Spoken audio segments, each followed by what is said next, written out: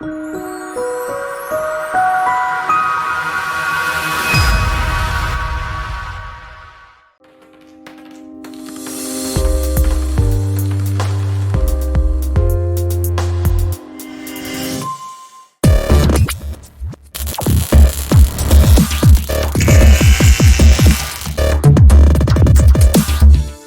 esta tarde, hermanos, vamos a estar hablando acerca de la oración, una prioridad permanente. La oración, una prioridad permanente. La oración es la más antigua práctica de fe entre la raza humana. No todos oran a Dios, el Dios al cual usted y yo oramos, pero oran. La oración, repito, es la más antigua práctica de fe manifestada por los seres humanos. La práctica más generalizada entre todas las religiones. No solo los cristianos oramos.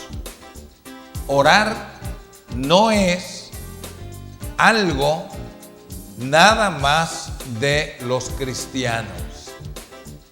Oran los budistas, los mahometanos, oran los de religiones conocidas y de grupos desconocidos. Oran gente de grupos todavía no civilizados que hay en alguna región, pero tienen una tendencia, tienen una inclinación a orar. La oración, creo que usted ha oído decir de que la oración cambia las cosas. ¿Cuántos han oído decir eso?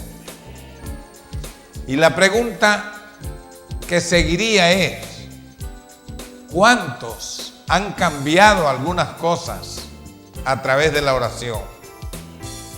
¿Ha cambiado algo? No importa qué sea, pero hemos tenido esa experiencia de una u otra forma. Esa experiencia nos da derecho a pensar de que en verdad la oración funciona.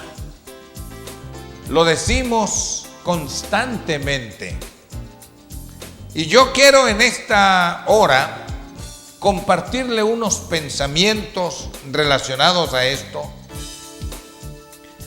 porque creo que aunque la doctrina relacionada con la práctica de la oración no es ninguna cosa nueva para nosotros, no estoy tampoco tratando de traer novedades aquí el día de hoy relacionado con este tema.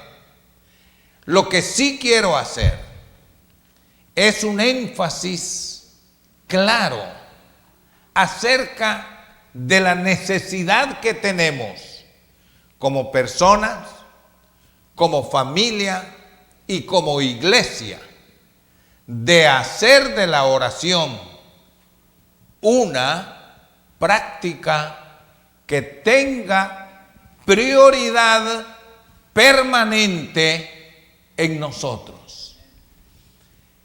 Esta iglesia podría ser conocida como la iglesia de la música, de la alabanza, porque se canta.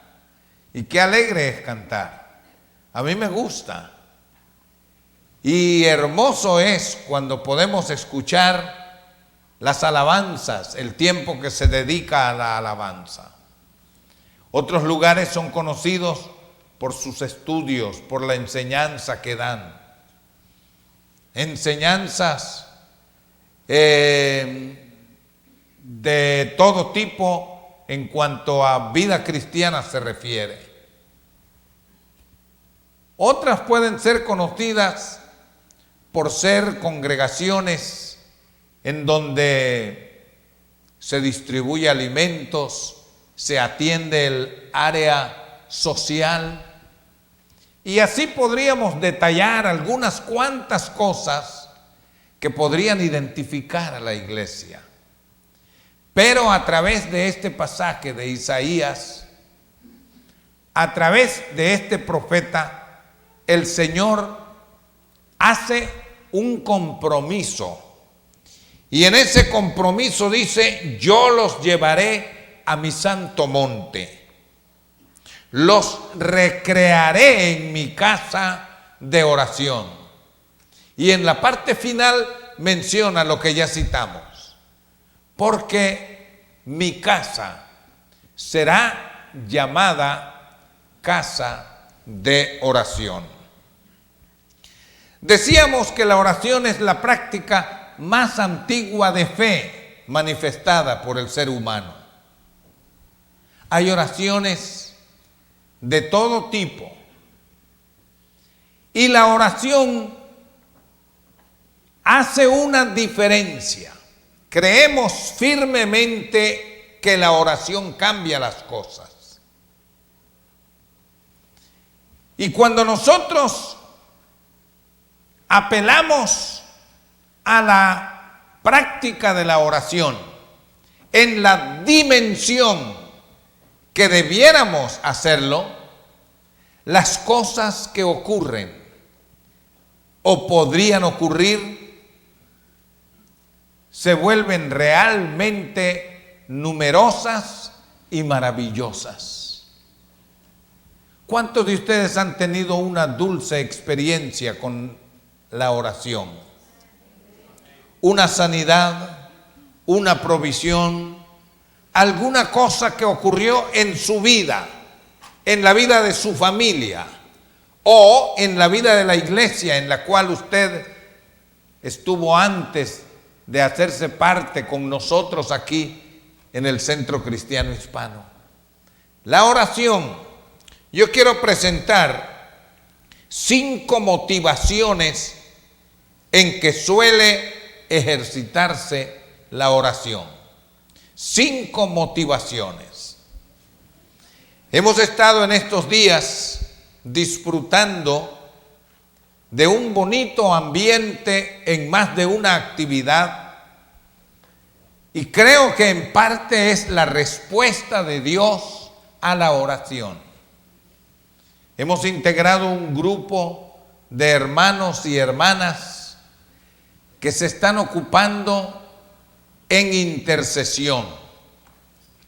Los domingos, en los 2 cultos, a la hora en que estamos reunidos aquí nosotros cantando, ellos se privan ese tiempo para estar orando y están en un salón acá orando. Algunos a veces se quedan durante todo el culto. Otros a la hora de la administración de la palabra vienen para recibir la administración de la palabra, y los que no, pues se quedan en oración. El miércoles pasado yo fui a la actividad de los caballeros, y el hermano Oscar Riaño, que estaba a cargo de la actividad del miércoles, había preparado unas sillas y las puso al frente e hizo algo que usualmente no se hace en las reuniones. Siempre nos reunimos los miércoles para estudiar unos temas y claro, hay oración y todo, pero él hizo algo diferente. Y él dijo: vamos a ministrarnos unos a otros y van a pasar acá los que quieran. Y allí fuimos pasando en turno todos los varones que asistimos. Me regocijé. Yo no había hablado con él no había hablado conmigo acerca de eso, pero el martes anterior habíamos tenido aquí un tiempo muy especial de oración, más de 40 personas que estábamos en ese grupo de oración el martes pasado. Las damas tuvieron también un tiempo especial. Yo no le había contado nada a mi esposa, pero Nos subimos al carro y me dice, ay, estuvo esto lindo, tuvimos un tiempo de oración. Algo está pasando, algo nos está diciendo Dios. Algo quiere, algo más de lo que estamos haciendo en ese rumbo, en esa dirección. Y lo más reciente a hoy fue el viernes. Muchos de ustedes no pudieron estar en la vigilia, pero esta semana que concluyó ayer fue una semana de ayuno y de oración. Y el viernes tuvimos aquí para tener el tiempo de oración y qué hermoso fue. Yo me vine temprano, mi esposa iba a hacer algo, entonces me vine a las 7:30 para esperar las 9, que iba a ser la hora de la vigilia, pero vine acá, me arrodillé allí. A las 9 me di cuenta que la gente estaba llegando. Y a los que iban llegando iban orando, iban poniéndose a orar. Yo no me levanté hasta las 12 que terminó. Fue un tiempo hermosísimo. El hermano Gustavo estaba inspirado con unción fresca y hermosa y ministró. Y yo no me atreví a levantarme de allí, ahí me quedé. Yo tenía esto para compartir para ustedes y estaba viendo cómo el Señor venía acomodando las cosas y todo eso me confirmaba, el Señor nos está haciendo algún llamado en cuanto a eso. Por eso, hermano, yo le quiero compartir esto. Yo podría salir corriendo y moviéndome para allá y para acá diciendo lo que tengo que decir, pero se lo quiero decir más sereno, más calmado, porque de esto puede depender la vida suya y mía, la vida matrimonial suya y mía, la vida de familia suya y mía, y la vida de iglesia de nosotros como congregación. Yo sé que oramos, yo sé que creemos en la oración.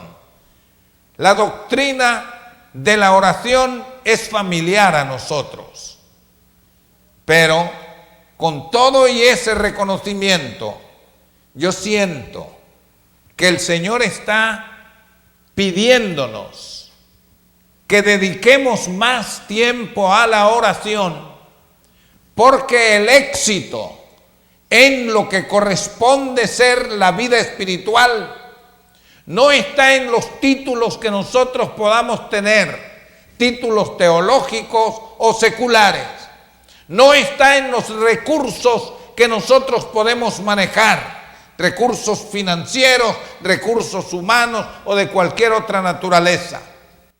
No está en el apellido, en el nombre, no está en el conocimiento, no está en nada de eso. La vida que alcance los niveles de lo que Dios quiere hacer, está por disposición divina, atada a eso que se llama oración.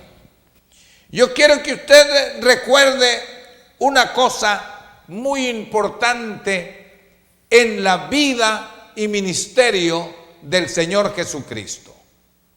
Vaya conmigo a San Marcos, capítulo 1. Cuando Jesús iba a comenzar el ministerio, vea lo que dice acá que hizo el Señor. Capítulo 1.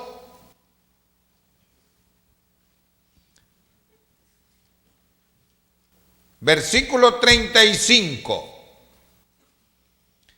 Levantándose muy de mañana, siendo aún muy oscuro, salió y se fue a un lugar desierto ¿Y qué hacía?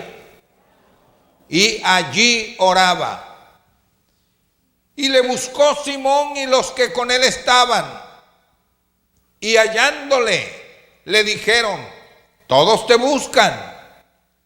Él les dijo: vamos a los lugares vecinos, para que predique también allí, porque para esto he venido. Y predicaba en las sinagogas de ellos, en toda Galilea, y echaba fuera los demonios. Allí es donde se dan algunas de las cosas que comenzaron a ocurrir en el ministerio del Señor. Versículo 40.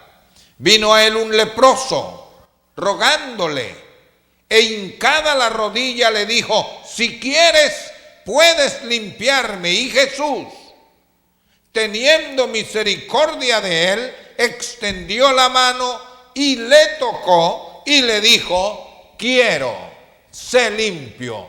Y el hombre fue limpiado. Esto fue lo que hizo el Señor para despegar su ministerio, para comenzar su ministerio. Siendo muy de mañana, siendo aún muy oscuro, se fue a un lugar desierto y allí oraba. Yo quiero que usted y yo le demos un poquito de espacio a una reflexión en relación a esta actitud de Jesús. Todos reconocemos a Jesús no solo como Hijo de Dios, sino como Dios mismo. ¿Verdad que sí? Jesús, Dios, hecho carne, habitó entre nosotros. Pero este Jesús, del cual Hebreos dice: tal sacerdote nos convenía, santo, inocente, sin mancha, hecho más sublime que los cielos, que no tiene necesidad, como los demás sacerdotes, de ofrecer primero sacrificios por sí mismo y después por los del pueblo, porque esto lo hizo una sola vez para siempre. Este Jesús, santo, inocente, sin mancha, puro, poderoso, Hijo de Dios, santo, y todo lo que usted le quiera poner, póngaselo porque vale. Pero ese Jesús se pasaba noches enteras en oración. Y la pregunta es: ¿con qué valor nosotros podemos dejar pasar las noches sin orar? Jesús no solamente habló de la importancia de la oración, sino que demostró a través de acciones los beneficios de la oración. San Mateo 14.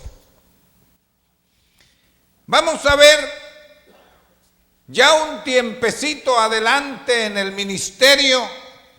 El Señor había comenzado su ministerio, estaba desarrollando su ministerio, y entonces encontramos lo que dice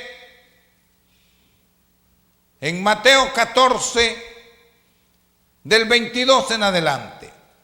Enseguida Jesús hizo a sus discípulos entrar en la barca e ir delante de él a la otra ribera, entre tanto que él despedía a la multitud. Despedida la multitud, subió al monte. ¿A qué? ¿A qué? ¿Subió a qué?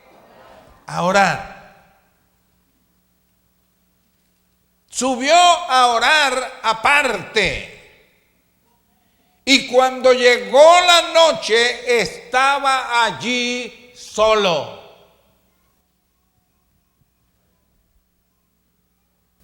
Jesús solía orar solo. Solía pasar tiempo a solas con Dios.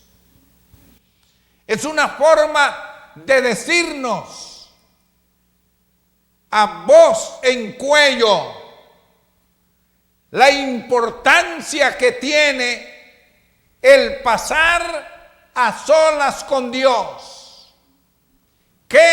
lo que nosotros tenemos por delante? ¿Cuál es la perspectiva de la vida de oración? Una de las cosas es que como respuesta a la oración ocurren sanidades y milagros.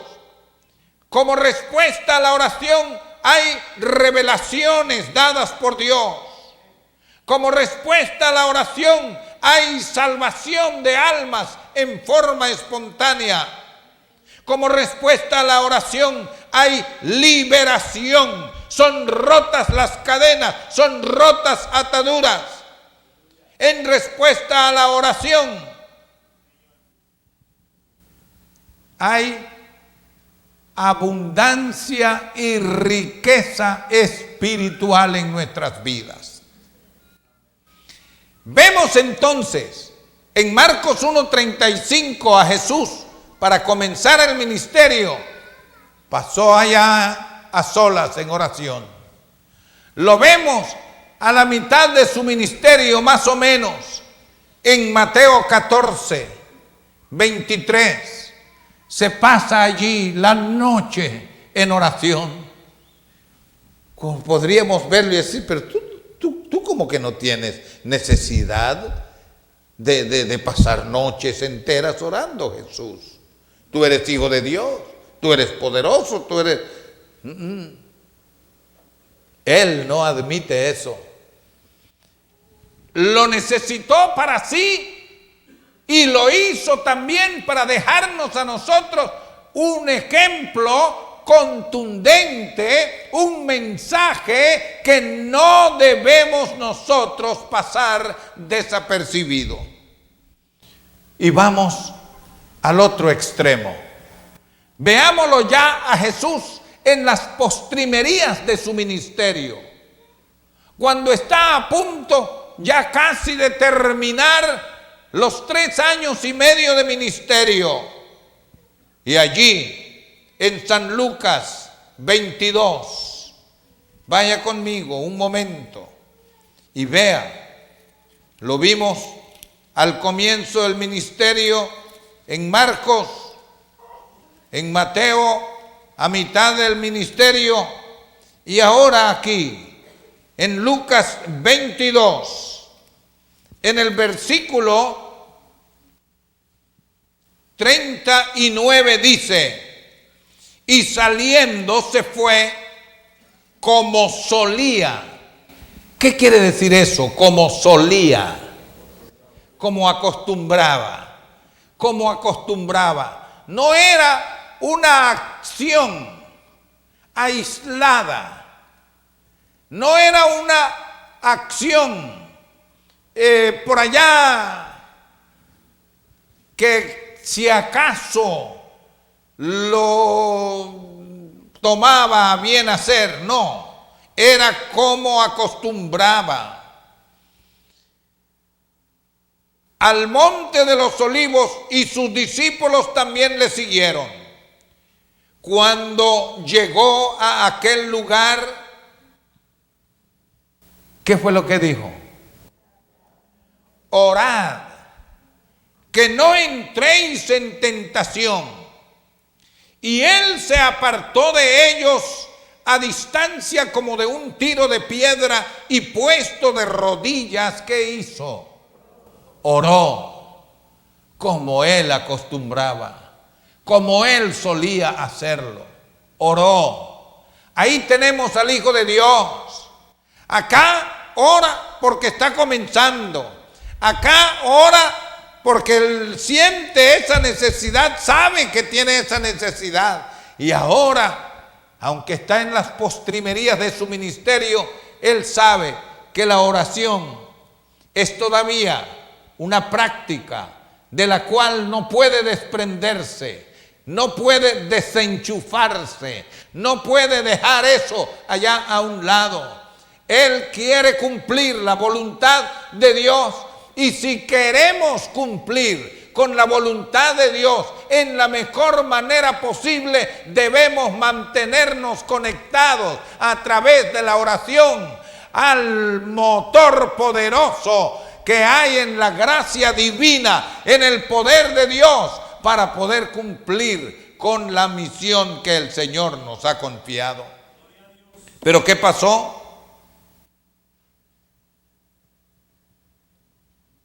Él fue y oró. Versículo 43 dice: se le apareció un ángel del cielo para fortalecerle. Y estando en agonía, oraba más intensamente. Y era su sudor como grandes gotas de sangre que caían hasta la tierra. Cuando se levantó de la oración y vino a sus discípulos, los halló durmiendo. A causa de la tristeza, dice. No era simple indiferencia que ellos tenían a la oración como práctica de fe. Era la tristeza. Habían dejado que su vida fuera embargada de tristeza por las cosas que habían oído y que no las entendían con toda la claridad que necesitaban. Y el Señor les dijo: ¿por qué dormís? Levantaos y orad para que no entréis en tentación. Otro de los evangelios nos deja saber que esto ocurrió 3 veces en la misma noche. Jesús fue, oró, vino a los discípulos, los halló durmiendo y les hizo una pregunta: ¿no habéis podido velar conmigo 1 hora? ¡Qué vergüenza! Usted se imagina cómo tienen que haberse sentido los discípulos. ¡Ay, ay, ay! Y el Señor les da una segunda oportunidad. Los deja, se va, ora 1 hora más y luego regresa. Y entonces la segunda vez los encuentra durmiendo. Los amonesta de nuevo y se va. Por 3ª vez hace la misma oración y regresó. Pero no regresó ahora para decirles: muchachos, ¿qué pasa? ¿No han podido orar 1 hora conmigo? Despiértense. No. Les dice: duérmanse ya.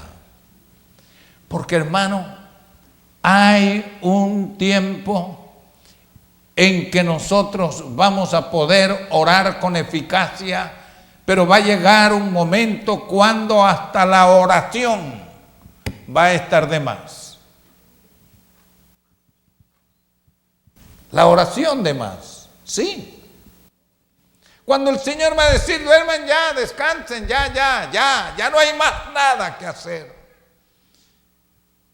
Ya no hay que interceder, ya ha pasado todo. La Escritura nos menciona que todo tiene su tiempo. Este es tiempo de orar. Este es tiempo de orar. Las cosas que están ocurriendo en el mundo nos dejan saber la urgencia y la necesidad de oración. La pobreza que manifiesta la iglesia hoy en día en relación con esto, hermanos, es algo que debe de hacernos reflexionar a todos nosotros. Una vez más el Señor Jesucristo está diciendo: ¿no habéis podido velar conmigo 1 hora? Vendrá el tiempo cuando ya habrá pasado todo, pero ahora no. Ahora la batalla está en lo más recio. La batalla está en lo más recio.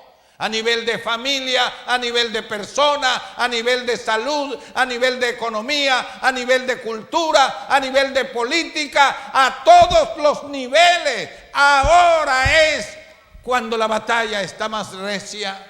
Ahora es cuando la iglesia del Señor necesita estar despierta. Ahora es que la iglesia debe ser conocida como casa de oración. El Señor lo ha prometido. Él lo va a cumplir. Y les decía que quiero hablar acerca de 5 motivaciones en que suele ejercitarse la oración. No piense que voy a hablar a favor de unas y en contra de otras. Para mí, todas esas motivaciones son válidas. La primera es la motivación de las circunstancias. Las circunstancias. ¿Sabe que hay gente, hermano, que si no tuvieran circunstancias adversas en la vida no orarían? Hay gente que va a la iglesia y son otras gentes, no son ustedes. Bueno, porque si no, no estarían acá hoy. Pero hay gente que si no fuera por las circunstancias adversas que tienen que enfrentar, no van a la iglesia. Se quedan haciendo cualquiera otra cosa.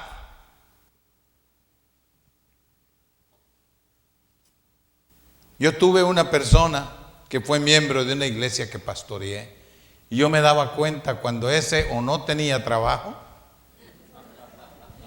o estaba enfermo, o estaba peleado con la señora, porque seguro cuando aparecía allí era por una cosa de esas. Y claro, ustedes saben eso. Me conocen y hablo totalmente con confianza. Yo no vengo a tirar piedras aquí. Yo respeto la debilidad que a veces manifestamos frente al desafío de una vida de oración. No es particular de este tiempo ni de nosotros. Los discípulos, estando el propio Jesucristo al lado de ellos, se durmieron. Hay una batalla que nosotros tenemos que enfrentar relacionado con eso. Al diablo no le importa cuánto usted cante, pero sí le importa cuánto usted ora. Y déjeme decirle, no estoy en contra del canto, tampoco estoy en contra del estudio bíblico, pero usted puede ser una tremenda lumbrera teológica, conocer mucho de teología. Pero yo conozco teólogos ateos. Yo conozco teólogos mundanos, impíos, perdidos.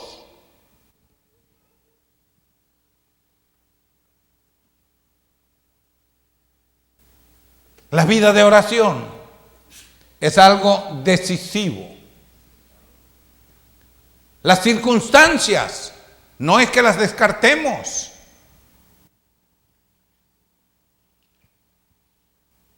Cuando hablo de esto, de las circunstancias, no estoy diciendo que una persona no vaya a la iglesia cuando tiene situaciones, circunstancias que lo acosan, que lo están ahogando, que lo están asfixiando, que le están llegando ya a la nariz y ya no puede más. Gracias a Dios que cuando menos en esas circunstancias busca la presencia de Dios. La Biblia dice, el corazón contrito y humillado, ¿qué? No lo despreciarás tú, oh Dios. Entonces no estoy hablando de las circunstancias para descartarlas. Solo digo que es una de las motivaciones. Pero lástima que algunos se quedan solamente en las circunstancias. Tan pronto se les resolvió la situación, Usted ya no los ve más en la iglesia hasta que vuelva otra vez otra circunstancia difícil a apretarle el pie. Y entonces, van a aparecer de nuevo. Y la gracia del Señor es tan grande que aún así el Señor estira la mano. Y dice el Señor: venid a mí, los que estáis trabajados y cargados, yo os haré descansar. El Señor Él no nos está desechando, aunque sea así, pero las circunstancias. Segundo, necesidad. Cuando digo necesidad, no necesariamente estoy haciendo referencia a escasez de algo o a un problema. Cuando digo la necesidad, es que las cosas espirituales se manejan dentro de la atmósfera espiritual. No se puede bajo ninguna circunstancia vivir la vida espiritual triunfante independiente de una vida de oración. No nos conformemos a la mediocridad. No tenemos que estar esperando que haya un culto de impacto que venga a sacudirnos de pies a cabeza. Reconozcamos que sin Él nada podemos hacer y que tenemos que buscar el rostro de Dios. Es una necesidad. Las cosas espirituales se resuelven con elementos espirituales. Gloria sea el nombre de Dios. Encontramos en la Biblia cantidad de situaciones que podríamos citar. En cuanto a esto de las circunstancias, yo quiero que vean conmigo rápidamente unos cuantos pasajes. Vamos al libro de los Salmos, por favor. En el libro de los Salmos,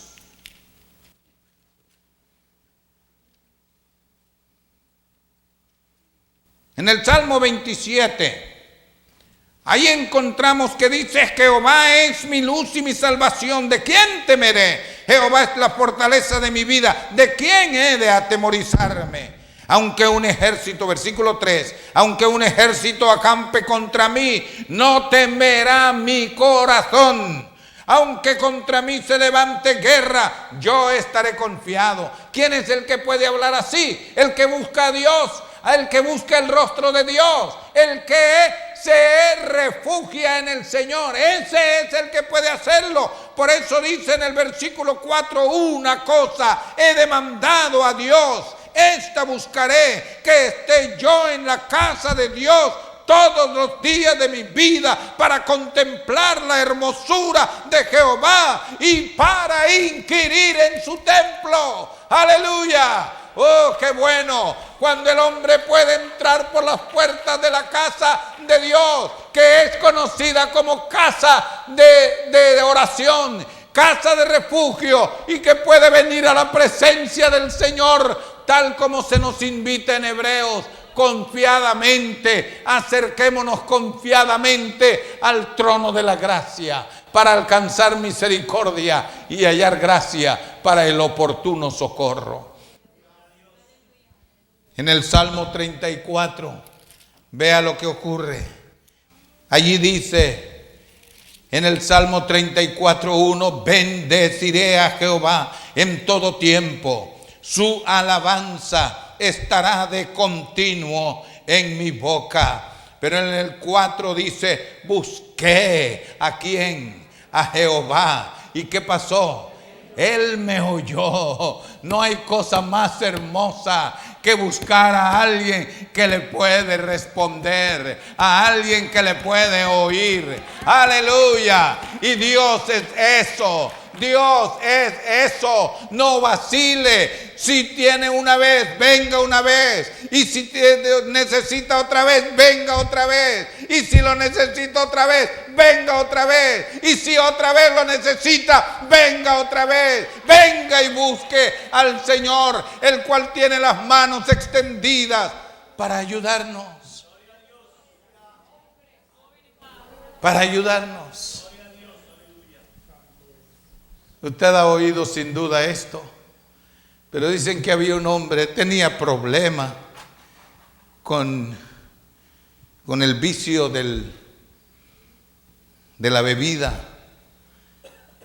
alcohólicas. Y andaba en las calles todo el tiempo borracho. Y la gente trataba de ayudarlo y le regalaban comida, le daban ropa, pero él seguía siendo el mismo borracho. Un día alguien se acercó y le habló de Cristo y le dijo: tú no has ido nunca a un culto, tú no has ido a la iglesia. Él dijo: no. Le dice: pues ve. Y le habló de Jesucristo. Y le dijo: tú lo que necesitas es encontrarte con Jesucristo, el Hijo de Dios. Él quiere cambiarte. Pero el borracho no sabía nada de asuntos de fe. De todas maneras, ese día, después que aquel hombre le habló, dicen que en cierto momento él fue y entró a un templo que tenía las puertas abiertas de día, todo el día, y fue y entró. Llegó hasta la orilla del altar, y como él no sabía orar, él no sabía cómo hacer. Sencillamente comenzó a gritar: Jesús, yo soy Jaime. Jesús, yo soy Jaime. Se fue. Pero volvió el otro día. Y en el altar comenzó a gritar: Jesús, yo soy Jaime. Y seguía bebiendo. Pero seguía clamando. Uno de esos días terminó de gritar allí: Jesús, yo soy Jaime. Y cuando salió tan rápido que no se fijó que venía un carro a bastante buena velocidad. Y cuando él pone el primer pie en la calle, el carro ese lo aventó y cayó por allá. Costillas rotas, huesos quebrados. Lo llevaron al hospital. Y ahí estaba Jaime. Y dicen que se sentía a morir. Le dolía todo. De pronto, cuando comenzó a oscurecer, en el momento que él sentía el mayor dolor, una lucecita se prendió en una esquina de la habitación y él se quedó viendo. Le llamó la atención: ¿qué es esa luz? Y la luz se fue haciendo más grande y más grande. Y de pronto dice que oyó una voz que le dijo: Jaime, yo soy Jesús. Y la vida de él cambió. Las costillas se soldaron, los huesos se arreglaron. Su vida fue cambiada, transformada. Señores, esto no es utopía, no son suposiciones, no son ideas locas. Esto es la realidad. porque Jesucristo es el mismo ayer y hoy y por los siglos. Y Él es el mismo, que tiene el mismo poder, que quiere cambiar la vida suya, que quiere cambiar sus circunstancias, quiere cambiar su necesidad.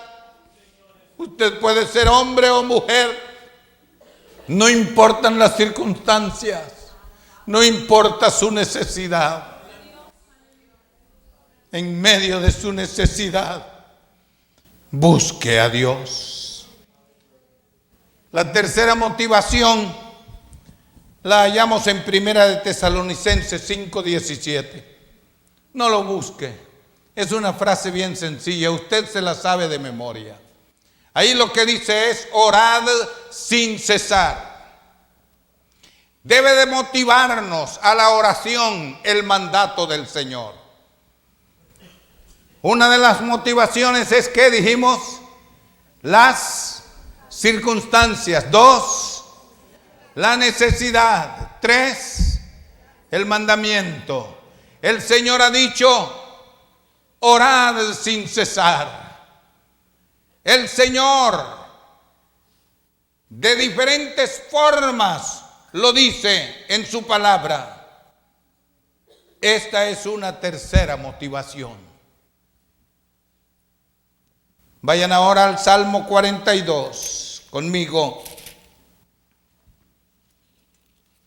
porque allí hay otra motivación.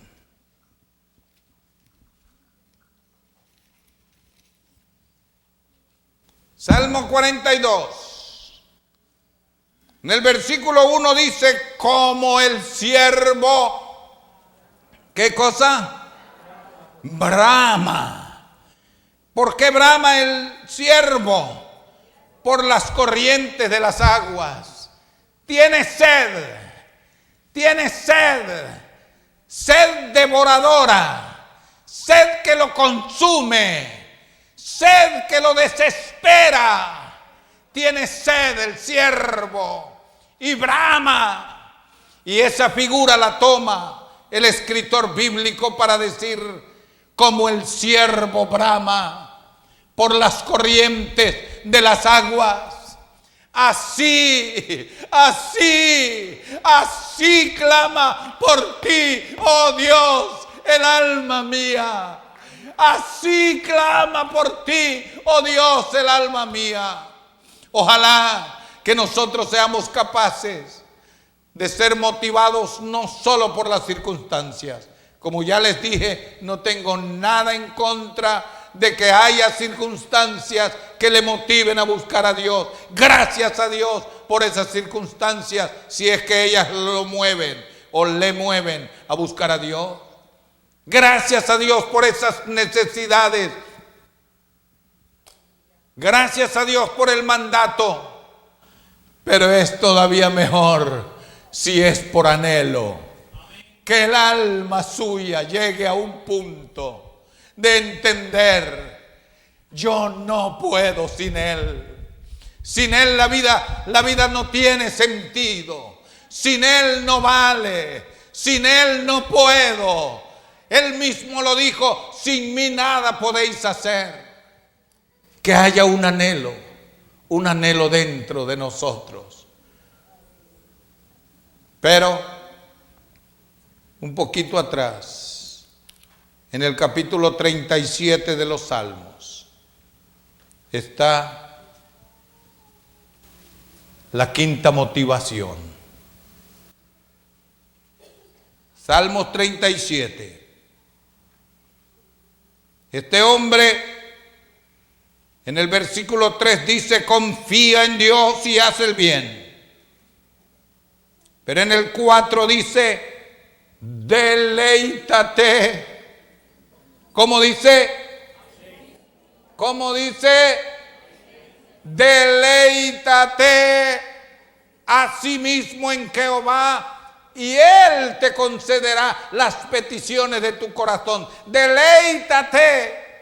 Para mí esto es lo más hermoso, lo más sublime de las motivaciones.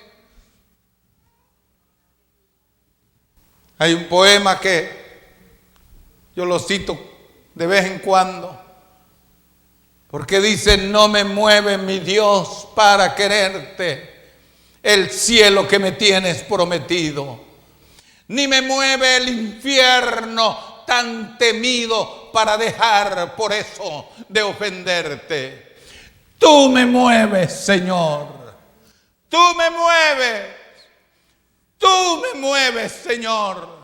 Muéveme el verte clavado en una cruz y escarnecido. Muéveme ver tu cuerpo tan herido. Muévenme tus afrentas y tu muerte. Muéveme al fin tu amor. Y en tal manera, aunque no hubiera cielo, yo te amara. Y aunque no hubiera infierno, te temiera. No me tienes que dar porque te quiera. Pues aunque lo que espero no esperara, lo mismo que te quiero, te quisiera. Aleluya. Lo mismo que te quiero, te quisiera.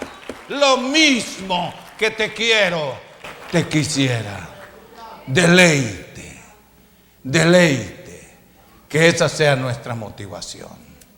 Qué hermoso es cuando nosotros, ya sea motivados por la circunstancia, por la necesidad, por el mandamiento, ya sea motivado por el anhelo o por el deleite, que hagamos de nuestra vida un estilo de vida de oración. Hermano, estamos viviendo tiempos en que, como individuos, como familia y como iglesia, tenemos que tomar más en serio la oración, y que en verdad nosotros podamos honrar el nombre de la casa de Dios para que sea casa de oración. La falta de ello fue lo que llevó al Señor Jesucristo a cometer una acción que dejó sorprendidos a todos los que estaban en el templo en aquel momento. A Jesús lo conocían como un hombre sereno. A Jesús lo conocían como un hombre manso.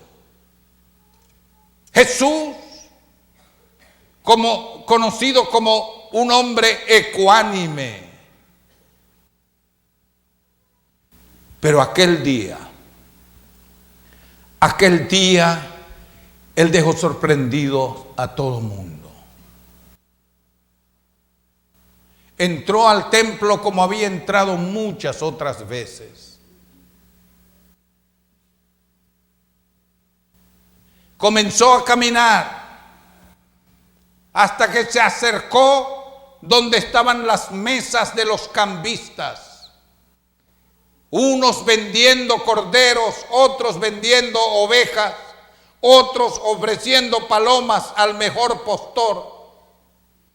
Otros gritaban: cambio, cambio, cambio, cambio de cualquier moneda, cambio. Y de pronto Jesús dejó sorprendido a todo mundo, no solo a los sacerdotes, no solo a los ancianos, no solo a los escribas, a todo mundo dejó sorprendido el Señor, porque de pronto Él sabe qué fue lo que hizo.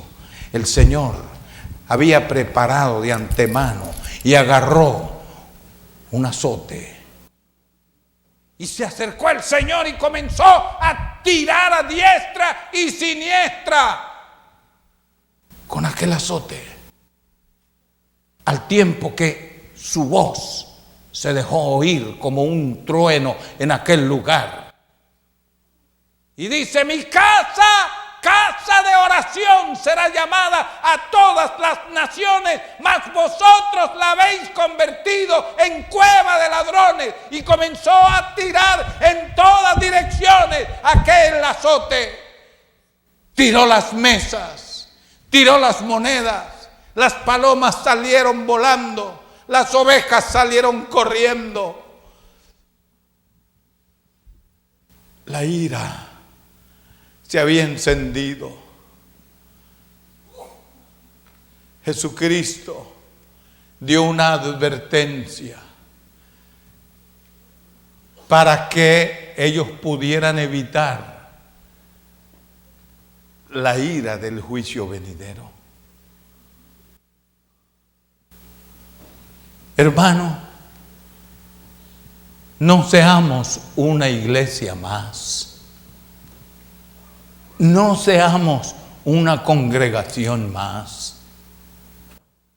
Merezcamos el título de casa de oración. Convirtamos este lugar en un lugar de oración. Convirtamos nuestros hogares en lugares de oración. Y mejor aún, recordemos que nosotros somos templo de Dios. Dios no habita en templos hechos de mano. Nosotros somos el templo de Dios. Convirtamos nuestra vida en una casa de oración. Convirtámosla una casa de oración. Nada nuevo he hablado yo. Yo no he dicho ninguna cosa nueva. Se los dije antes de comenzar para que no se fuera a sentir frustrado y decir, el pastor no dijo nada nuevo. Si yo no vine a decir nada nuevo.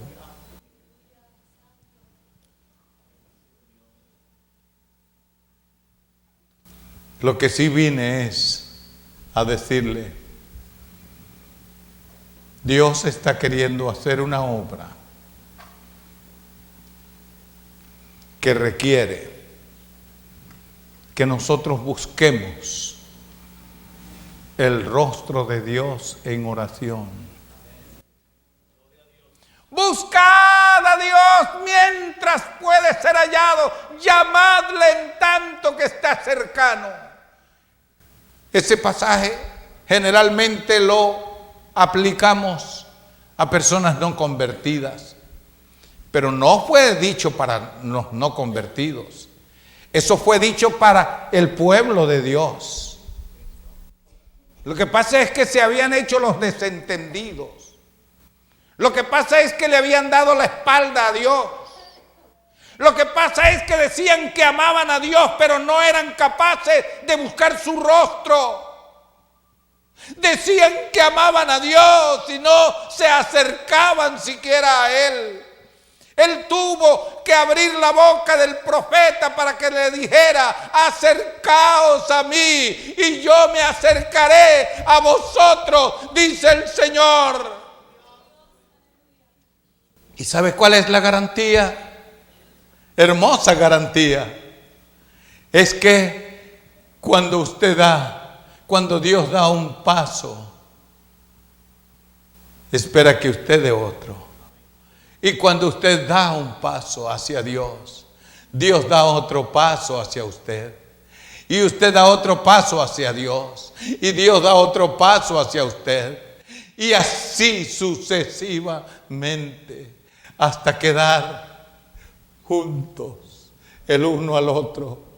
Y el Señor ya no puede hacer más sino darnos el abrazo del Padre que perdona, del Padre que rescata, del Padre que restaura, del Padre que reivindica a su Hijo y que lo manda a vestir de nuevo, que manda a poner zapatos en sus pies, que manda a ponerle el anillo en su dedo, que manda que hagan fiesta por cuanto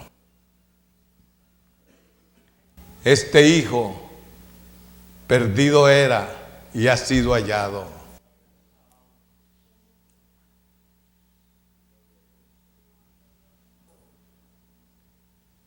Yo voy a terminar.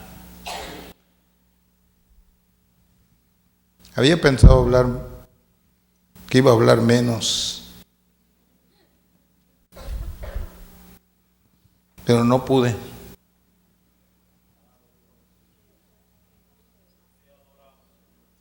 Solo voy a decir esto para terminar. y que tengamos un momento de oración. Déjeme decirle esto. Dios está haciendo un llamado a su pueblo y nosotros somos parte de ese pueblo. Dios está haciendo un llamado a su pueblo, una convocatoria a la oración. El Señor dice en su palabra: si mi pueblo se humillare, ¿y qué? Y orare, ¿y qué? Y buscare mi rostro, ¿y qué más? Y se convirtiere de sus malos caminos, entonces yo, ¿qué? Oiré desde los cielos. ¿Y qué más? Perdonaré su pecado y sanaré su tierra. El hogar, la familia, su vida de trabajo, el futuro económico suyo, todo eso depende, hermano mío, del estilo de vida que nosotros tengamos en relación con la oración. Tristemente, hay muchos que no tienen tiempo para Dios porque tienen mucho trabajo. Nos hemos hecho parte de una sociedad asfixiante en ese sentido. Nos hemos hecho parte de una sociedad que nos exige mucho en el campo laboral.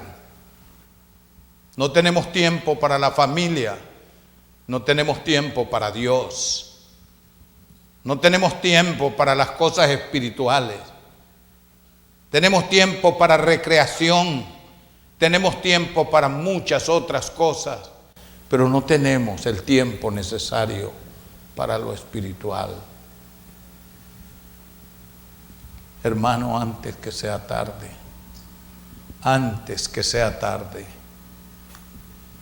si oyeres hoy su voz, ¿qué es lo que dice? Si oyeres hoy su voz, no endurezcáis vuestros corazones. Un día usted va a recordar nada más a un pastor que predicaba y que hablaba así: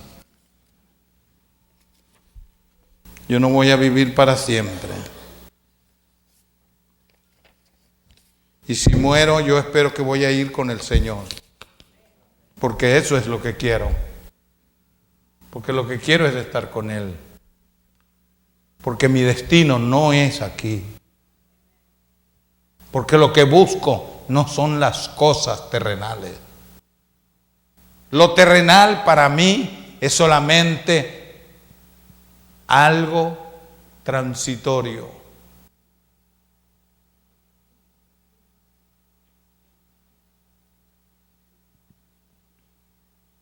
Lo espiritual es lo que vale.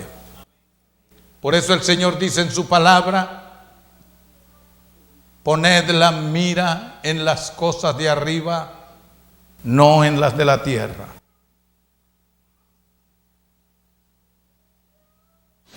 El cielo y la tierra pasarán, pero la palabra del Señor permanecerá para siempre, y ella, si no nos salva hoy, nos va a juzgar mañana.